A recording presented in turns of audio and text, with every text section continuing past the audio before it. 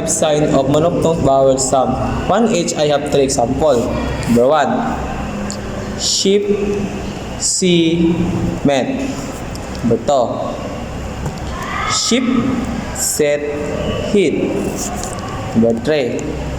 Bird, world, gird. Number 4. Shot, food, moon. Number 5. Good, walk, lock. I have 5 signs of diphthong consonant sound. 1 each, I have 3 examples. Number 1. Here, fear, near.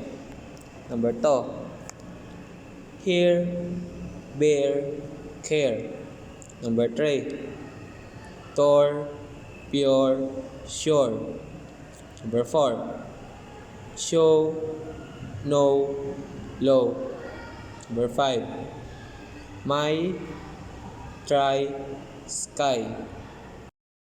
That's all example of monophthong vowel sounds and diphthong consonant sound. Thank you for watching and listening. Peace.